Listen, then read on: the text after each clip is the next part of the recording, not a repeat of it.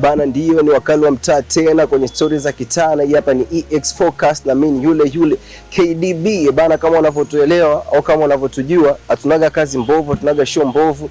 Huwa tunaleta vitu vinavyoleta tija kwenye mitaa, kwenye stories za kitaa. Bana, leo niko na mwanamuziki kutoka hapa Singida, Singapore, from Singidani. Tukinalok kiwasha kama kawaida. Msanii wetu wa leo ni surprise kwa wale ambao walikuwa wanamtarajia na walikuwa wanamwishi sana aje. Ni Soul Music, anaenda kwa majina kama hayo. Kama haukuwa mfahamu basi utamfahamu, na wengine wachache wasiomfahamu kabisa leo utamfahamu. Kama kutulia, usisahau kusubscribe, usisahau kupatilia, na usisahau kubaki kuwa mwanafamilia wa EX Focus. Bana, karibu sana Soul Music. Bana, kama ndo mwanzo, ndo mara kwanza umeingia kwenye EX Focus, basi nikukumbushe kitu kimoja. Huwa tunafanya kazi kama hizi ambazo zinanyanyua wasanii wa kwetu hapa Singida na nje ya Singida kupaisha kijumla, na wenyewe pia wanatuchangia kwa namna moja au nyingine. Bana, Soul Music, kwa sio kufahamu wakufahamu leo, na tujue chimbuko lako limeanzia wapi kwa jina lako la Soul Music. Ilikuwaje mpaka ukajiita Soul Music? Paka mimi nikajiita Soul Music ni vile ambavyo mwanzo kabisa mwanzo lilikuwa ni jina la nickname yangu, lakini licha ya kuwa nickname ni vile ambavyo nilikuwa napenda sana music toka nikiwa mdogo. Kwa ile music imekuja baada ya mimi kuingia katika tasnia ya muziki. Lakini ile Soul Music, ile Soul kama Soul ile ilikuwa ni nickname ambayo nilitoka nao toka huko nilipotoka. Okay. Na kipindi wanakuita Soul Music au ulikuwa unakuita Soul tu? Inategemeana sasa na wakati upi. Kipindi ambacho nimeanza, kipindi bado nikiwa sijaingia rasmi kwenye tasnia ya music, walikuwa wakiniita tu Soul. Okay, kwa hiyo ukaja kumodify, yani ukaja kuliongezea ukaweka music. Yeah, na limekaa vizuri kwa kweli. Na kitu gani kilichokuvutia ukaingia kwenye muziki wa Bongo Flava? Niliamini naweza. Niliamini naweza, nikajiamini, na God bless nikafika sehemu moja ama nyingine. Una muda gani toko umeanza mpaka sasa hivi? Na kitu gani unakikumbuka kipindi vile unaanza kuimba, lazima unaanza kufanya muziki, kilikushawishi? Nina miaka 5 mpaka sasa hivi kwenye game ya muziki, lakini kitu ambacho kilinishawishi sana ni watu walionitangulia. Watu walinitangulia walikuwa wanafanya vitu vizuri ambavyo vikani inspire mpaka mimi leo kufanya muziki. Kipindi hicho hao wanaokuinspire kufanya muziki wa Bongo Flava, haukuwahi kuwafuata kipindi hicho unaanza, uombe labda support au namna gani, vipi wakupush kutoka sehemu ambayo ulikuwepo ndio ulikuwa unaanza kabisa ili kukusogeza? Kiukweli mimi kipindi nafanya muziki nilikuwa naona sana mabrother ambao naweza nikasema wametangulia kutoka, afu sio ndani ya mkoa wetu, ni nje kidogo. Kuwapata ilikuwa ni changamoto. Kwa ni vile ambavyo ilikuwa changamoto kuwapata, afu nilikuwa nawatazamia wao sana. Sawa. Na kwa hapa Singida kipindi unaanza muziki, kumbukumbu gani ambayo unikumbuka ilikuumiza sana kipindi hicho? Kumbukumbu mimi naikumbuka ambaye iliniumiza sana kipindi hicho ni kukalishwa backstage kwa muda mrefu na kukosa nafasi kabisa ya kupanda stageini. Japo kidogo kuonesha hata kile alichokupa Mungu, lakini ilikuwa ni changamoto kweli. Nafasi ulikuwa upati kabisa. Nafasi huwezi kupata. Ulikuwa unajisikiaje kipindi hicho, nafasi ukinyimwa nini, hakuna upanda kwenye stage na ukumbuka unaanza?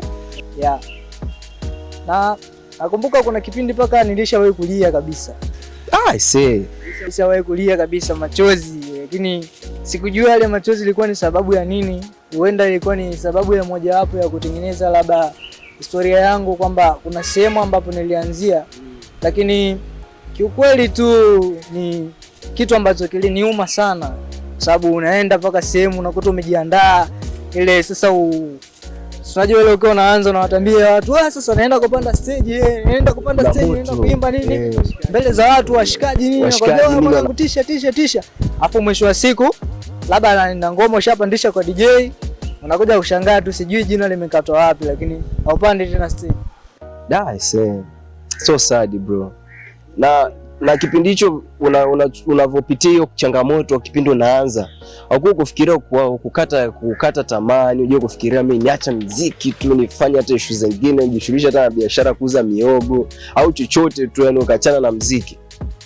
Kufikiria kupo, lakini tunasema hautaki kukata tamaa, sababu tunafikiria, unaweza kusema kwamba mimi najimanage mwenyewe, useme kwamba zile gharama cost zote ambazo natumia kwenye music labda hizi cost bana imekuwa changamoto sana mimi kuzipata kwa wakati huu, na wakati huo mashabiki wanasubiria ngoma mpya, wanasubiria video kali, inatumia cost. Video unatakiwa uame location, upige location kali, afu kwa wakati huo una ile inakukata moyo wa kufanya ile kazi vizuri. Lakini kwa namna moja ama nyingine niliamini kwamba one day yes, Mungu atanisaidia, kitu ambacho nakitoa sasa hivi kwa baadaye ninaweza nikarudishiwa. Uliamini? Niliamini kwamba one day yes, Mungu atanisaidia, kitu ambacho nakitoa sasa hivi kwa baadaye ninaweza nikarudishiwa. Kwa sasa hivi matunda gani ambayo unayaona toka umeanza mpaka sasa hivi ulipofikia? Kitu gani ambacho nakiona kimekupa stage, kimekusogeza? Kipindi unaanza na sasa hivi tofauti wake uko vipi? Utofauti mkubwa ni pale ambapo wasanii wengi au wasanii wote wana ndoto ya kupata shows mbalimbali ambazo utaitwa labda ndani ya mkoa uliopo, mkoa na mikoa mingine ya nje, uitwe katika show mbalimbali. Hayo ndo matunda ambayo wasanii wengi wanayatarajia, kwa sababu unapoitwa kwenye show huko ndo unapopata hela, unapopata jina. Kwa namshukuru Mungu naitwa kwenye show na naweza nikaandaa show mwenyewe na watu wakajaa. Naweza nikafanya kitu ambacho watu wakaona kweli mdogo wetu kuna kitu kakifanya na kapiga hatua. Lakini kuna zile changamoto ambazo haziishagi kwenye muziki. Wewe changamoto gani ambayo huwa na kutokea mara kwa mara kwenye safari yako ya muziki toka umeanza? Toka nimeanza muziki ni changamoto ya pesa. Changamoto ya pesa ambayo kiukweli tasnia inaenda inakuwa. Kwa tunatoka kwenye ule uzamani tunakuja kwenye usasa. Sasa tukija kwenye usasa, ina maana utatumia kosti nyingi katika kuandaa project zako. Kuingia studio, producer ili afanye kazi yako vizuri lazima umlipe vizuri. Kwenye kushuti, director ili afanye kazi yako vizuri lazima umlipe malipo mazuri. Na location pia, unapotaka kitu kizuri lazima uchague location kali. Unakuta location kali ambayo umechagua wewe haipo pale maeneo ya karibu, lazima usafiri kutafuta hiyo location. Natumika usafiri, lazima usafiri na watu wanaokuvalisha, lazima usafiri, watu wote hao wanakuangalia wewe. Kwa cost inakuja kuumiza sana. Unazungumziaje kuhusiana na muziki wa hapa mkoani kwetu Singida? Kwa namna moja ama nyingine naweza nikasema ulikuwa chini, lakini sasa hivi at least unanyanyuka. Tasnia ya muziki at least inanyanyuka, kwa sababu tunaona, siwezi nikasema moja kwa moja umenyanyuka, kwa sababu ukiangalia tasnia ya muziki ili kuonesha kwamba umenyanyuka, wasanii wao kama wao wanatakiwa washikane mkono. Lakini pia licha ya kushikana mkono, wasanii waandae matamasha ya ndani, lakini ni wasanii wachache wanaofanya hivyo. Na uwezi ukasema ndani ya mkoa wetu au kanda ya kati labda kuna wasanii wawili, watatu au wanne. Kuna wasanii wengi, lakini why? That's why hawaandai matamasha, hawaandai shows mbalimbali. Umeona, hawaitu kwenye shows. Kwa bado tunakuja, lakini naamini kwa ambao tayari wapo juu, naamini kuna kitu wanafanya kuonesha kwamba huko chini kuna sehemu ambapo tunatoka tutengeneze njia nzuri, ili hata ambao wanakuja wanapatia huko chini waje vizuri. Unahisi kwa nini hawa wasanii ambao wako juu hawashiki mikono wasanii ambao wako chini? Kwa nini unahisi hivyo? Hawafanye hivyo? Naweza nikasema haters na wivu wa kimafanikio. Yaani Naweza nikasema wasanii wa Singida kuna namna moja ama nyingine, kuna namna hatupendani. Sasa ile licha ya kutopendana, ile kutopendana inatengenezwa na yale mafanikio. That's why ukiona mwenzako kapiga hatua ambayo wewe pengine hujawahi kupiga, au ulipiga lakini sio kwa ule yeye aliopiga, ina maana kaiga kutoka kwako. Lakini sasa ile kuiga kutoka kwako, wewe unaweza kutengeneza haters kwamba kwa nini kapiga hatua zaidi yangu mimi? Wewe labda angepiga kunikaribia, au angepiga kuniishia pale pale mimi nilipoishia. Kwa hiyo ile pale kuna chuki inatengeneza, alafu ile chuki inakuja inaingizwa sasa kwenye kazi. Sasa unakuta msanii huyu afanye kazi na huyu kwa sababu ya kitu fulani. Msanii huyu afanye kazi na huyu kwa sababu ya kitu fulani. Wakati hicho kitu hatutakiwi kuwa nacho wasanii. Tunatakiwa tutengeneze umoja ambao itakuwa ni nguvu yetu. Mwenzetu alikuwa na jambo, basi tunamsupport.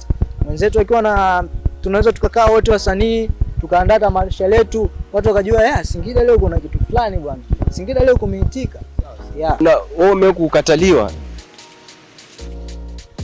Ni hao ambao tunazungumzia ma haters.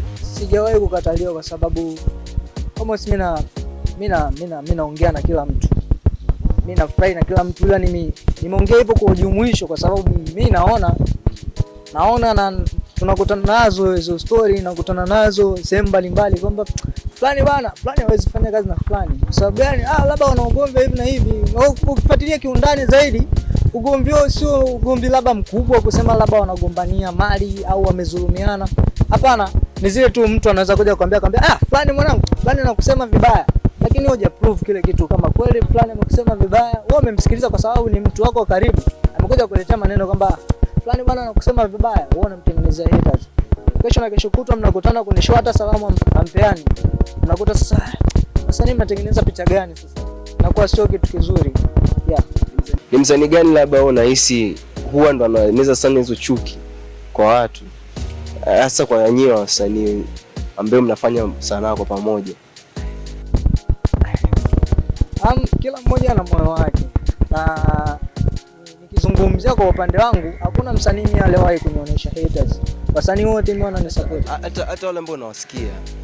Na labda umekumsikia umeniambia kwamba unasikia kwamba mtu fulani ni kwa nani ambao unamuona ni ndo kwa story anajirudia sana, ili leo tumwambie tu kweli. Unajua ni ukweli unamweka mtu huru. Yeah. But siwezi nikamzungumzia mtu moja kwa moja. Lakini anajijua. Yeah, ukizungumza hivi ina maana hata anaposikia sauti hii anajua kabisa unasema bwana nilizingua. Unasema bwana nimefeli. Au kuna mtu fulani nilikuwazana naye, lakini kwa wakati huu labda pengine naweza nikarekebisha zile tofauti zetu. Unajua wasanii wa Singida sio kwamba hakuna wasanii wanaoinuka, wasanii wapo wengi brother.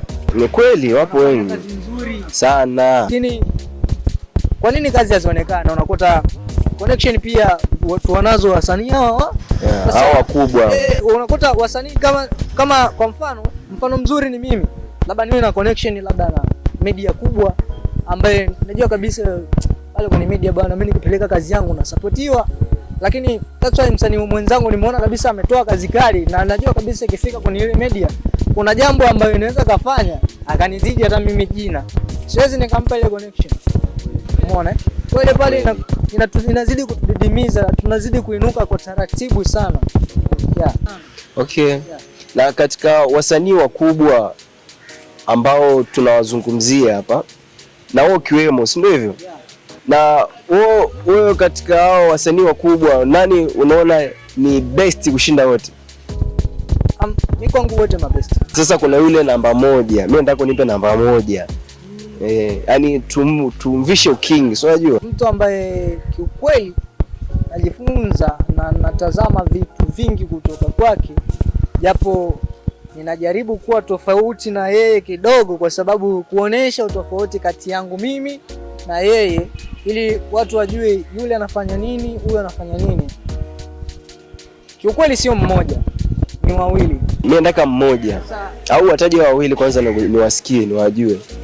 Najifunza vitu vingi sana kutoka kwa Golden Junior, najifunza vitu vingi